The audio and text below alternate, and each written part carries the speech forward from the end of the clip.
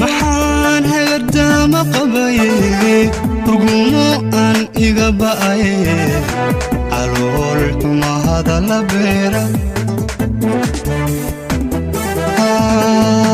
alloon eray angoyemi qasana qasana qasana toban goor loo hooyadey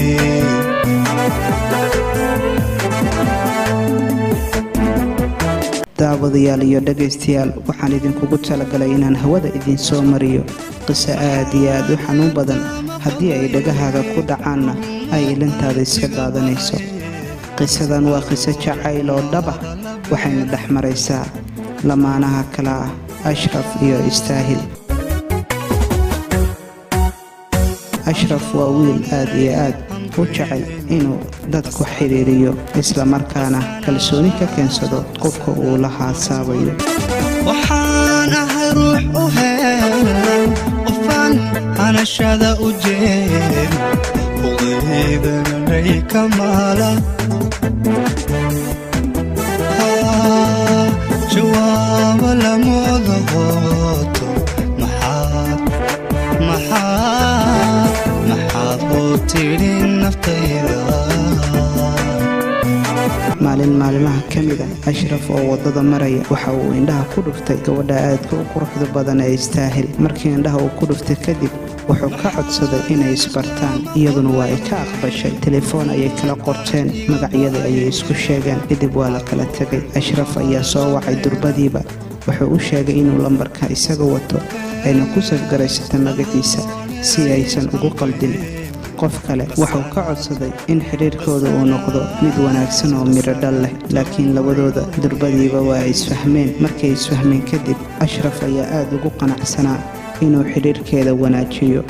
in badanna wuxuu isku dayi jiray inuu farxad ugu bedelo murugada ay markaasi dareemayso. maalin maalimaha ka mid ah Ashraf ayaa codsaday inay wada kulmaan, iyaduna waxa ay keentay cudurdaar oo ah ma kulmi karayno waayo waqtiga ayaa aad iigu yar. oo uu ka aamusay dhib ma lahan buu ku yidhi, xilli kale ayaa ka badan. isaguna waxaa aad ugu dhararayaa inay sarkaan uu kaga sheekeeyo noloshiisa. waxa uu kaga sheekeeyey habeenada ka mid ah taariikhdii uu soo maray iyo jacayl xanuun badan oo mar qura isaga noloshiisa ku soo dhacday, dhibaato fara badanna u geysatay gabar iyadoo kala, balse waxa ay ku ballameen inay ka baabi'in doonto xanuunka jacaylka ahaa ee horay uu u soo qaaday Ashraf kana soo qaaday gabar iyada asaageeda. laakiin Istaahil ayaa u ballan qaaday inay ka burburin doonto kalsooni daradii ay ku beertay gabar ay muddo isjeclaayeen oo iyadu hadda ay ka dambayso jacaylku iyadu u qabay. balse nasiib darro maalin maalimaha ka mid ah teleefonkeedii ayuu wacay. waa uu dansanaa, waxa uu dareemay in iyadu problem uu haysto. maalin kadib ayuu wacay, waxa uu weydiiyey waxa iyadu qalbigeeda ka buuxaya iyo waxa ay telefoonka la dansanayso. mararka qaarna ay hawada ugu maqan tahay, oo ay kaga gaabisay dhambaaladii quruxda badnaa, oo ay kaga gaabisay fariimaha ay isu soo diri jireen labadooda, oo ay isdhaafsan jireen erayadii aadka u macaanaa. markaasuu ku yidhi waxa ku haystay ii sheeg aan ku caawiyo. markaasay ku tiri arrimo famil ayaa haysta. wuxuu ku yidhi maxay yihiin arrimaha familka oo adiga niyadaada sidan u qalqalgelinaya oo aniga iga kaa fogaynaya? markaasay ku tiri waalidkayga ayaa waxay la rabaan inay ugu daraan wiil uu adeerkay dhalay, balse aniguma doonayo. wiilkii Ashraf ahaa isagoo xanuun dareemaya ayuu ku yidhi aad baan ugu xumahay in arrinteena la soo farageliyo. dhabtii wadnaha ayaa istaagi gaaray markii aad ii sheegtay in waalidkaaga ay kula doonayaan inay qof kuu guuriyaan, balse mar waliba aniga jacaylkayga waxaa hortaagan waalid. inantii hadda ka hor xilfaha jacaylka iigu qaaday waalidkeeda dhankeeda ayaa leega soo maray. haddana adiga ma sidaa ayaad ii geli doontaa mise tan waalidka iyo tayda ayaad difaaci doontaa? markaasay ku tiri weli wax cad ma lahan, laakiin aniga garabkaaga ayaan ahay. intaasi kadib waa uu farxay isaga markii ay ku tiri garabkaaga ayaan ahay. laakiin bini'aadan wax walba ka filo ayuu niyadda geliyey. Markaasuu ku yidhi, bal waalidkaaga ka dhaadhici inaad tahay qof wax jecel, isla markaana aanan go'aan gaari karin keligiisa, uu jiro qof isaga efka ka fiirsanaya. Markaasay ku tiri, waayahay, inkastoo ay adag tahay inaan waalidkayga u sheego jacaylkan adiga kuu qabo, balse waan isku dayayaa. Markaasuu ku yidhi, waayahay xabiibtii. iyaduna waxay ku tiri, waayahay xabiibi.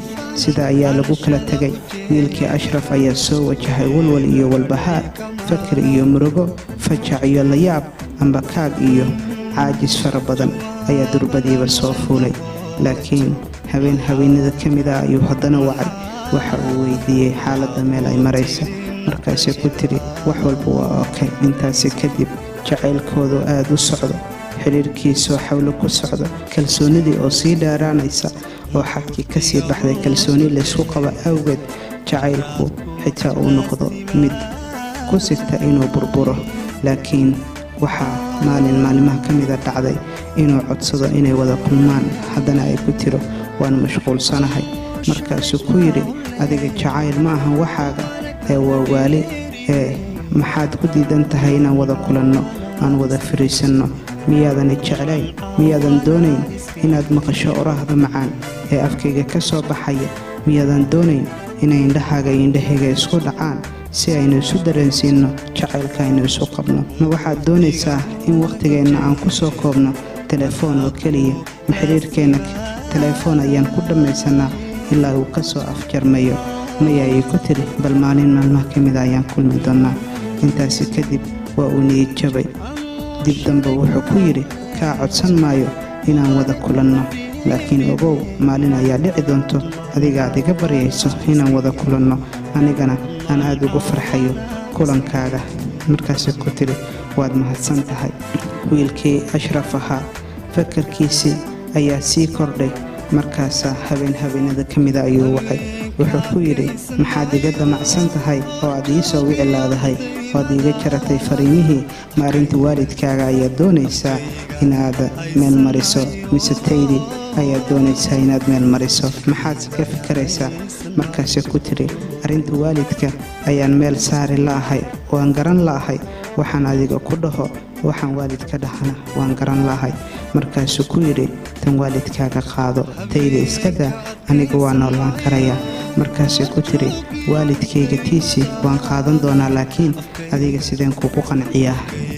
markaasuu ku yidhi, aniga qanacitaankayga iska daa, ee tan waalidkaaga qaado. haddii uu jacayl ku hayana aniga isoo raac oo waalidkaaga u sheeg inaan isjecelnahay. haddiise jacaylkaaga uusan dhab ahayna ii cadday, niyaddayda waan kaa tirayaa. markaasay ku tiri, ma sidaasuu u fudud yahay jacaylkaaga? miyaad durbayd u ilaabi kartaa? dartaa nafsadayda waan u jari karaa. markaasay ku tiri, bal samee waxa aad samayn karto, itus jacaylkaaga heerka uu gaarsan yahay iyo nafsadaada haddaad aniga ii hori karto. waayahay buu ku yidhi. habeen ayuu ka aamusay. habeen kale xilli ay tahay saq dhexe ayuu wacay. wuxuu yidhi, ii waran xaaladaada, bal maxaad haysaa? markaasuu ku yidhi, waxaan rabaa caawa inaan adduunka isdhaafiyo sababtoo ah jacaylkaaga dartiis. markaasay dhoola caddaysay ku tiri, waa been waxaas. wuxuu sameeyey isla markii sun ayuu qabsaday, waa uu cabbay. wiilkii Ashraf ahaa waxaa ku soo baxay waalidkii iyo walaalihii. durba waxaa lala cararay isbitaal. mid ka mid ah saaxiibadiis ayaa dareemay waxa uu Ashraf sameeyey, waxaanuu durbadiiba wacay lambarkii ugu dambeeyey ee wakhtiga oo ay wadatay istaahil. waxaana uu u sheegay in uu Ashraf tacbaan yahay, sakaraadna yahay, sariirna saaran yahay, isbitaal lala cararay. markaasay habeenkii dhan wicitaan iyo walwal ay ku soo waalatay sida uu markaasi saaxiibkiisii ii sheegay. waxaana isla markii uu u sheegay in isbitaal loo qaaday, ilaa iyo haddana xaaladiisa aanan loo bogi karin. muddo ku dhowaad 1 toddobaad ayuu isbitaal ku jiray. iyaduna waa ay soo wici jirtay. mar ayuu telefoonka ka qabtay. wuxuu ku yidhi, waan caafimaad qabaa, laakiin meelaan joogo iyo meel kale garan maayo. waxaan sameeyey wax kale garan maayo, laakiin dartaa inaan isu dilayo ayaan aaminsanahay. ifka wax ii yaala ma lahan haddii aan jacaylkaaga waayo. waayo mar ayaan noloshaydii waayey mar labaad ma rabo inaan waayo haddii adiga aad go'aansatay inaad sidaa ku kala tagno adduunka ayaan kaaga tegayaa ee keligaa iska noolow nafku jecel miyaa nacab loo noqdaa niyadiya qalbiga naxlin laga gashaa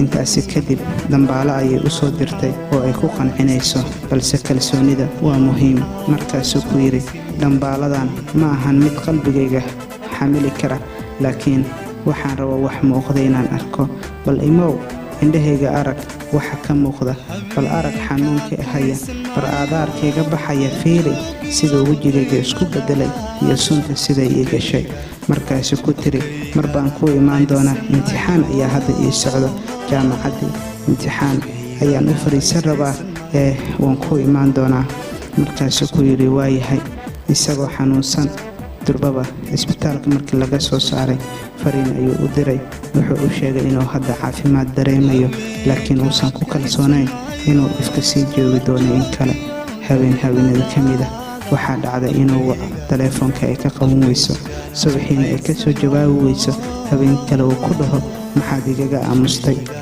maxaad taleefoonka iiga soo wici weysay maxaadse taleefoonka iga qaban weysay maxaad fariinteeda uga soo jawaabi weysay intaba waxay uga jawaabtay waan mashquulsanaa taleefoonkana lacag iguma jirin ma waxaad weysay 2 daqiiqo aad igu tiraado xaalkaaga ka waran ma waxaad weysay 1 sinti aad iigu soo dirto fariinaad ku ogaanayso xaaladeyda meesha ay marayso anigoo hadda dartaa sariir u saaran markaasay ku tiri adiga maxaad ku diiday inaad isoo xiriiriso oo aniga aan kuu soo xiriirinayaa hadalkaas ayuu ka xanaaqay markaasuu ku yidhi ma waxaad moodaa jacaylkaaga inaanan ka maarmi karin aniga dartaa waan isku dilay laakiin waxa uu ku yidhi waxaan anigu awoodaa hadda inaan hakiyo jacaylkan adiga kuu qabo mana rabo inaan sii murugoodo bal waxaan ku leeyahay nabadgelyo noole kulanta markaasay ku tiri maad ka fiirsatid adiga ka fiirso marka hore qaabka aad qofka jacaylka kuu qabo kula dhaqmayso markaasay ku tiri sideen anin kula dhaqmayaa bal fakar anigoo dartaa sariir u fuulay yaa wax walibana kuu sameeyey maxay tahay sababtaad ii soo xiriirin laadahay maxaanse kaa haleeyay aniga macadowgaaga ayaan ahay waa maya maxaad iigu diiqnix laadahay markaasay ku tiri intaan ka badan meelaan ku geeyey ma lahan ee waad i dhibsatay haddaad i dhibsatayna iska kee nabadgeli anigana waan iska kaadaynayaa nafsi baa jiri naxafalin walaal darurada miyaa ruux adiga ku nugul lama taaqiyaa markaasuu aad u xalool xumaaday qofku uu ka sugayey kalsoonida iyo wanaagga inay noqoto mid aad u dheer markay afkeeda ka soo baxday nabadgeli anigana waan ku nabadgelinayaa aad ayuu u murdaboolmay wiilkii ashraf ahaa niyad jab iyo waxa ku dhacay murugo aad u xanuun badan ilaa iyo haddana waxa uu yahay qof miyir daboolan balse iyadu farxad iyo damaashaad ayay ku guda jirtaa ashraf ayaa ka aamin baxay dhammaan gabdhihii Soomaaliyeed waxa uu ka aaminay qalad waxa uu aaminay inaysan jirin gawar qadarisa jacaylka waxa uu aaminay inay gabdhaho dhan yihiin khiyaanolayaal isla markaana ay ku tumanayaan xaqa iyo diifta uu leeyahay jacaylka qisadan waa qiso aad iyo aad u xanuun badan walaal haddii aad dhegaysatay fadlan ilaali jacaylka dhabta ah maantana nafqaybsigaano nagidaa ku raacsha way maantana nafqaybsigaano nagidaa ku raacsha waxaan nolosha loo wada ordaa gurinagiya taagane nasiimana mayashabaamoy ishqaniya samahan hayne